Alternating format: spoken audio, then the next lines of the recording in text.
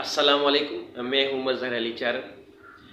अच्छा, आज की इस व्लॉग में हम वहीं से सिलसिला जारी रखेंगे जहां पर हमने ख़त्म किया था लेसन नंबर 1 में। आज लेसन 2 है। इसमें जो हम बातें डिस्कस करेंगे वही फंडामेंटल्स, वही बेसिक्स की बात करेंगे जो हमने लेसन 1 में बातें की थी। मिसाल के तौर पर उसमें हमने क्या सीखा था कि भाई जो कोई भी हम बात करते हैं तो ग्रामेटिकल टर्म में हम उसको सेंटेंस कहते हैं। ये असल में बेसिक फैक्टर होता है किसी भी ज़बान का, किसी भी लैंग्वेज का। और सेंटेंस जो होता है वो अल्फाज से बनता है। बुनियादी तौर पर जो मैंने आपको अल्फाज बताए थे वो 3 बताए थे। एक सब्जेक्ट होता है जो कि काम के करने वाला होता है, एक ऑब्जेक्ट होता है जिस पर काम परफॉर्म किया जाता है, और तीसरा और आखिरी जो है वो वर्ब। सबसे ज़्यादा इम्पोर्टेंट और अहम भी वही होता है क्योंकि उसमें हम कोई काम या कोई हालत या मिल्कियत बताते हैं सब्जेक्ट के हवाले से। आज आगे चलते हैं। अब जो सवाल पैदा होता है वो ये है कि क्या ये जो सब्जेक्ट्स हैं ये महदूद है या लामहदूद हैं। तो इसका जवाब है कि ये महदूद होते हैं। आप इनको याद भी कर सकते हैं, ठीक है, और इनको पहचानना भी बहुत आसान है। जैसे कि मैंने आपको पहली जो है वो व्लॉग में बताई थी ये बात कि जो भी काम कर रहा है, जो भी परफॉर्म कर रहा है, तो हम उसको जो है सब्जेक्ट कहते हैं। जैसे कि इस क्लास में जो है मैं समझा रहा हूँ, मैं पढ़ा रहा हूँ, तो यहाँ पे मैं सब्जेक्ट कहलाऊँगा। अच्छा, एक और बात इसमें कि अब जो मैंने आपको ये बात बताई कि किस तरह से हम उनको लिमिट कर सकते हैं या उनको याद कर सकते हैं, तो बिल्कुल वो याद भी हो सकते हैं, आप उनको लिमिट भी कर सकते हैं। तो सब्जेक्ट्स बेसिकली जो है तकरीबन 9 के करीब होते हैं कि जो हम किसी भी जुमले में यूज़ करते हैं। उनमें से एक जो है वो है आई, मतलब कि मैं। दूसरा है वी, मतलब कि हम। दूसरा है यू, तुम या आप। अब ये जहन में रखना कि इंग्लिश में तुम और आप के लिए एक ही लफ्ज़ यूज़ होगा जिसको हम यू बोलते हैं। उसके अलावा मैस्कुलिन अगर जेंडर का है तो हम उसके लिए ही यूज़ करते हैं। शी है, इट है, दे है। कोई भी एक सिंगुलर नाम, कोई भी आप नाम ले लें, जैसे कि असलम हो गया, अली हो गया, ये सिंगुलर नाम हो गया। प्लूरल नाउन यानी कि जो है वो एक से ज़्यादा नाम हो गए, जैसे कि बच्चे हो गए, chairs, books, classes, teachers, students. ये जितने भी नाम हैं तो ये प्लूरल नाउन कहलाते हैं, ये सब्जेक्ट्स होते हैं। तो कुल मिला के ये तकरीबन 9 हो जाते हैं। मैं फिर से रिवाइज कर रहा हूँ। The list of the subjects, they are one of them is I, we, you, they, he, she, it, singular and plural noun, ठीक है। ये सब्जेक्ट्स कहलाते हैं। इसी तरह से ऑब्जेक्ट्स भी जो है वो भी 9 के करीब ही होते हैं।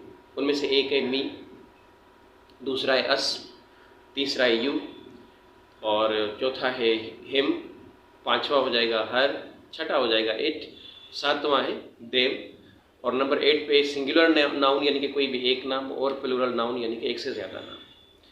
तो ये मैंने आपको महदूद करके जो है बता दिए कि कितने टोटल सब्जेक्ट्स होते हैं, कितने जो है वो ऑब्जेक्ट्स होते हैं। अब यहाँ पे आपकी कुछ कन्फ्यूजन भी क्लियर होने जा रही है। मिसाल के तौर पे कभी कभी हम ये कंफ्यूज हो जाते हैं इस तरह से कि भाई आई और मी में क्या फ़र्क है, ठीक है। अक्सर सीखने वाले इन 2 अल्फाज में उलझ जाते हैं।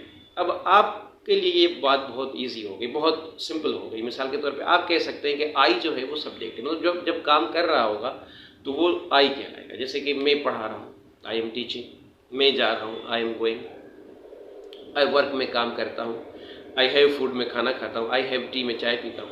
तो इसी तरह से जहाँ पर भी आप काम परफॉर्म कर रहे हैं, यानी कि एज अ सब्जेक्ट जुमले में या किसी बात में आप खुद को यूज़ कर रहे हैं, तो वो आई जो है सब्जेक्ट के तौर पर यूज़ करेंगे। अब मी जो है उसमें फ़र्क किया गया, मी ऑब्जेक्ट, उसके ऊपर काम होगा। जैसे कि हेल्प मी, मतलब कि मेरी मदद करो, या सेव मी, मुझे बचाओ, टेल मी, मुझे बताओ, ये सेव मी, मुझे बचाओ।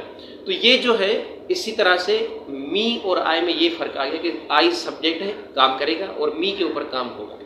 अगर मैं कहता हूँ कि टेल मी, मुझे बताओ, यानी कि कोई है जिसको मैं कह रहा हूँ कि ये काम करे, आप मुझे जो बताएगा, मतलब मैं सब्जेक्ट नहीं हूँ, सब्जेक्ट कोई और है, सेकेंड पर्सन है, लेकिन मैं यहाँ पे ऑब्जेक्ट हो गया। तो आई और मी का कॉन्सेप्ट क्लियर हो गया। दूसरा जो है वो है 2 अल्फाज के दरमियान जिसमें वी और अस का डिफरेंस है। अब सर वी और अस में क्या फ़र्क है? तो भाई वी जो है वो सब्जेक्ट है, काम करेगा। जैसे कि वी आर गोइंग, हम जा रहे हैं, वी आर लर्निंग, हम सीख रहे हैं। इसी तरह से अस जो है वो ऑब्जेक्ट होगा कि अगर हम किसी को कहते हैं कि भाई टेल अस, हमें बताओ, या हेल्प अस, हमारी मदद करो, सेव अस, हमें बचाओ, तो इसी तरह से अस जो होगा वो ऑब्जेक्ट के तौर पर यूज़ करेंगे कि जहाँ पे रिसीवर ऑफ एनी एक्शन होगा। तो वी और अस ये दोनों क्लियर हो गए। अच्छा, दूसरी बात ये कि ऑब्जेक्ट और सब्जेक्ट में यू जो है वो सेम है, वो यूज़ सब्जेक्ट के तौर पर भी यूज़ हो सकता है, ऑब्जेक्ट के तौर पर यूज़ हो सकता है। एक ही लफ्ज़ है हमारे पास, जैसे कि यू टीच, तुम पढ़ाते हो, बट आई टीच यू, मैं आपको पढ़ाता हूँ। तो इट मीन्स कि यहाँ पे सब्जेक्ट भी है तो ऑब्जेक्ट भी एक ही लफ्ज़ है।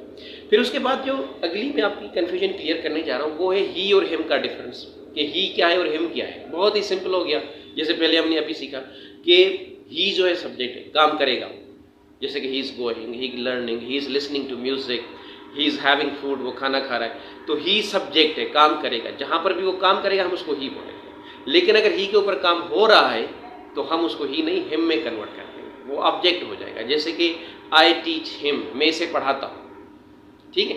अब जो है वो हिम कहूँगा, आई टीच ही नहीं होगा, आई टीच हिम, मैं इसे पढ़ाता हूँ। तो हिम जो है हम ऑब्जेक्ट के तौर पर यूज़ करते हैं, ही जो है वो सब्जेक्ट के तौर पर यूज़ करते हैं। उसके बाद शी और हर का डिफरेंस भी क्लियर हो गया कि शी सब्जेक्ट होता है, कि she is watching TV, she is cooking food, यानी कि वो खाना बना रही है, वो टीवी देख रही है। अब यहाँ पर आपने पता चला ना आपको कि शी जो है वो सब्जेक्ट है, मतलब वो काम कर रही है। लेकिन जब हम बात करेंगे हर के हवाले से तो हर के ऊपर काम होगा, मतलब वो रिसीविंग ऑफ एक्शन में आ जाएगा। जैसे कि I teach her, I teach she नहीं होगा, आई टीच हर, मैं इसे पढ़ाता हूँ, ठीक है। या आई हेल्प हर, मैं इसकी मदद करता हूँ। तो इसी तरह से, या आई एम टेलिंग हर, मैं इसे बता रहा हूँ। तो हर जो है यहाँ पे ऑब्जेक्ट के तौर पर यूज़ कर रहे हैं। और ये जो है शी और हर का कॉन्सेप्ट भी क्लियर हो गया। इट जो है वो भी यू की तरह सब्जेक्ट भी सेम होता है तो ऑब्जेक्ट भी सेम होता है। इसी तरह से दे और दे और देम में भी यही सेम डिफरेंस होता है कि दे सब्जेक्ट है, they are playing cricket, they are going somewhere, they are attending the class, clear. तो दे जो है वो सब्जेक्ट हो गया, लेकिन देम जो है वो ऑब्जेक्ट हो जाएगा। आई एम टीचिंग देम, मैं उन्हें पढ़ा रहा हूँ।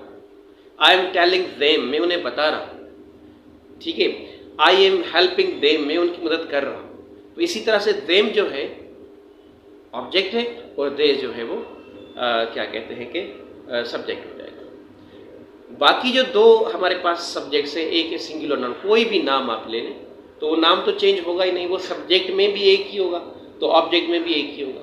फॉर एग्जाम्पल, मैं असलम को पढ़ाता हूँ, अब मैं सब्जेक्ट है, असलम यहाँ पे ऑब्जेक्ट आ गया क्योंकि मैं पढ़ाने वाला हूँ, असलम पढ़ने वाला हूँ।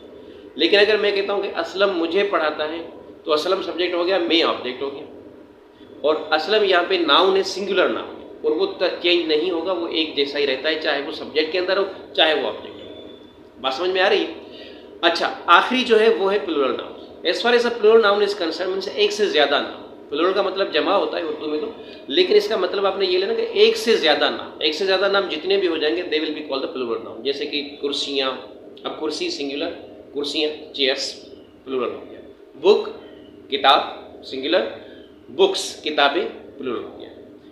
अच्छा, तो ये मैंने आपको कुछ फंडामेंटल्स बता दिए कि जो सब्जेक्ट के हवाले से हम यूज़ करते हैं। ये वर्ड्स हैं असल में, एक सब्जेक्ट हो गया, एक ऑब्जेक्ट हो गया, एक वर्ब हो गया, तीनों के तीनों ये अल्फाज मरान बेसिकली बुनियादी तौर पे बात कर रहा हूँ। आगे चल के आपको पता है कि मैं बार बार ये बात रिवाइज कर रहा हूँ, आपको बता रहा हूँ कि सेंटेंस जो है आपकी बात है, हम जो गुफ्तगू करते हैं वो सेंटेंस पास कर रहे होते हैं। तो इसी के ऊपर आगे चलने के लिए हम अब इन बातों की यानी कि सेंटेंस की टाइप्स डिस्कस करेंगे कि हम जो लोगों से रोज़मर्रा की ज़िंदगी में बातचीत करते हैं तो कितने तरह के जुमले होते हैं, किस तरह के सेंटेंसेस होते हैं, किस तरह की बातें होती हैं जो करते हैं। तो फिर से वन सेकेंड, जैसे मैंने आपको बताया कि हम तो बेसिक की बात कर रहे हैं, तो बेसिकली हम जो लोगों से बातचीत करते हैं उनमें सबसे पहली जो बात है या पहला जो सेंटेंस है उसकी जो टाइप है, उसकी जो किस्म है वो है अफर्मेटिव, मुस्बत कहते हैं। जब आप किसी से कोई भी मुस्बत बात करते हैं, जैसे कि मैं पढ़ा रहा हूँ, मैं आपको समझा रहा हूँ, ठीक है, मैं व्लॉग कर रहा हूँ, ये जितने भी बातें हैं ये मुस्बत बातें हो गई। आज इतवार का दिन है या जो है वो बाहर बारिश हो रही है, ये तमाम बातें मुस्बत हो गई। इसी के अपोजिट में जो दूसरी बात हम करते हैं वो होती है नेगेटिव। ये भी एक दूसरी किस्म है, बात की किस्म कह दें, जुमले की किस्म कह दें, सेंटेंस की किस्म कह दें, डजंट मैटर, नाम में नहीं उलझना, लेकिन हमने फोकस ये करना है कि ये हमारी बातचीत होती है। ये दूसरी टाइप है जिसको हम नेगेटिव कहते हैं। अब जैसे कि मैं नहीं पढ़ा रहा, बाहर बारिश नहीं हो रही, ठीक है, आज इतवार का दिन नहीं है, उसका नाम असलम नहीं है, जो भी आप कहना चाहे, जो नफ़ी की बात कर रहा हो, इनकारिया बात कर रहा हो, तो वो नेगेटिव कहलाता है। ये दूसरी किस्म। इसको पहचानना दोनों को बहुत ही आसान है, बहुत सिंपल सी बात होती है। एक गुफ्तगू जो हम करते हैं लोगों से उसमें अफर्मेटिव जुमले का इस्तेमाल करते हैं, दूसरा जो होगा उसमें हम कभी कभी नेगेटिव बात कर लेते हैं। ये हमारे गुफ्तगू का हिस्सा है, ये हमारे रोज़मर्रा की लोगों से बातचीत होती है। एक मिसाल के तौर पर मैं किसी से कहता हूँ कि मैं आ रहा हूँ, कौन सा जुमला, कौन सी बात मैंने कही थी? अफर्मेटिव। मैं नहीं आ रहा, नेगेटिव। ठीक है। अगर मैं कहता हूँ कि आज छुट्टी है, अफर्मेटिव। आज छुट्टी नहीं है, नेगेटिव हो गया। अगर मैं कहता हूँ कि वो कल जाएगा, अफर्मेटिव। वो कल नहीं जाएगा, नेगेटिव।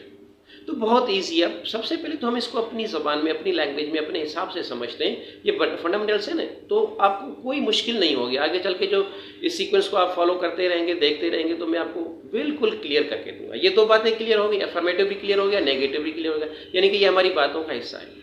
तीसरी भी एक किस्म है, एक तीसरा जुमला भी है, एक तीसरी बात भी है जो हम लोगों से डिस्कस करते हैं, और उसको हम कहते हैं इंटरोगेटिव, मतलब कि सवालिया।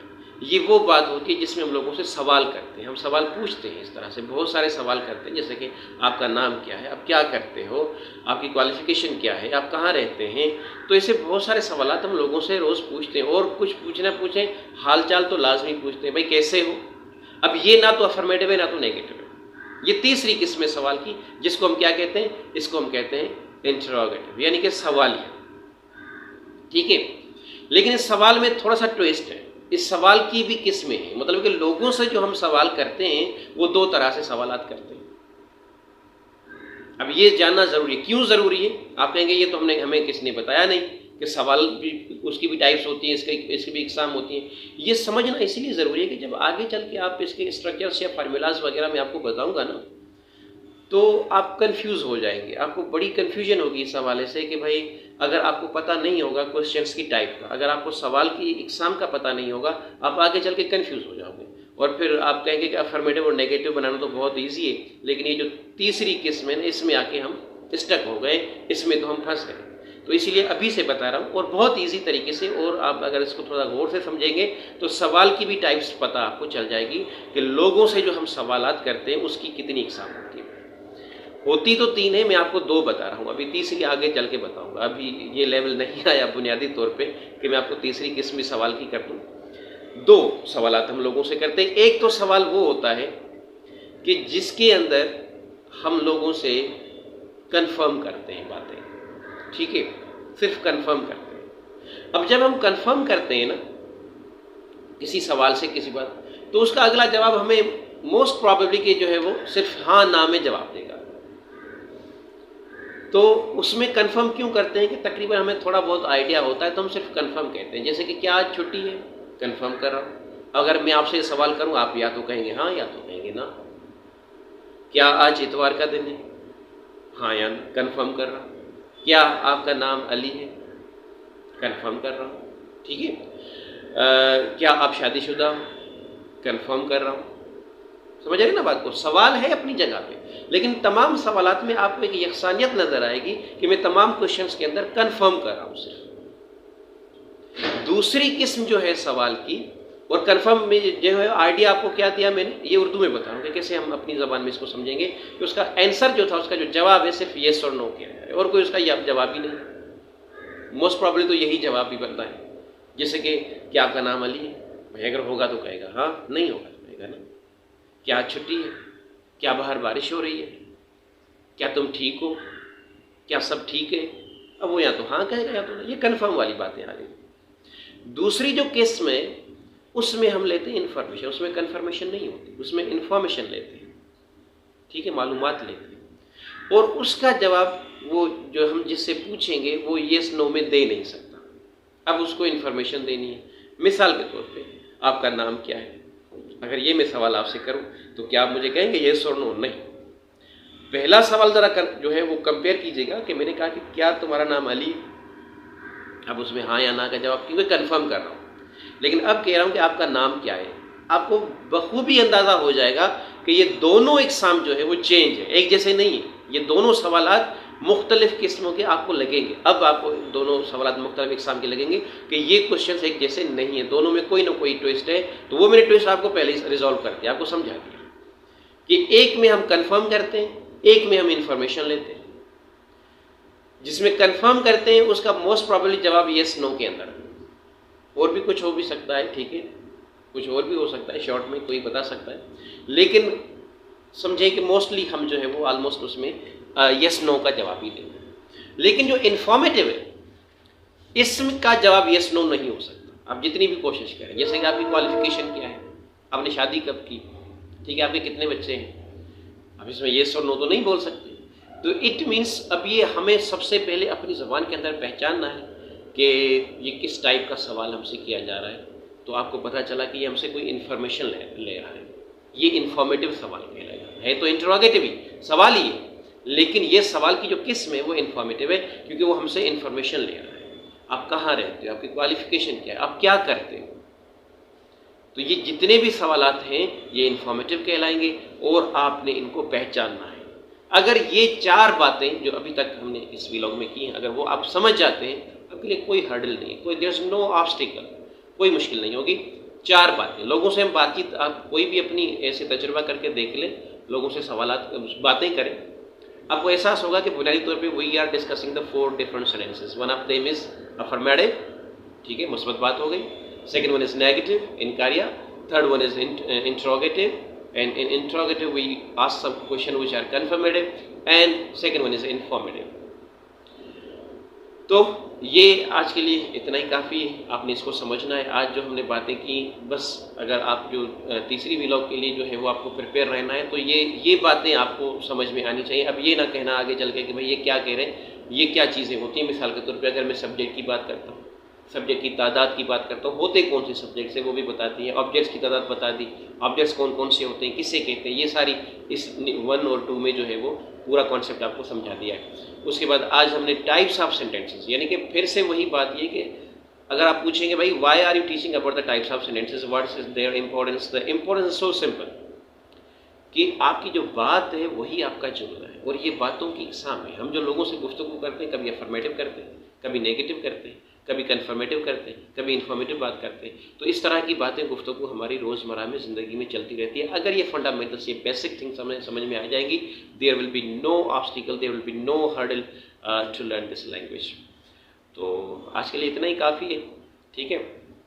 मिलते हैं अगली व्लॉग में, और मेरे ख्याल में सब्सक्राइब तो करते होंगे और बेल आइकन को भी प्रेस करते होंगे। Till then take care, have a nice time.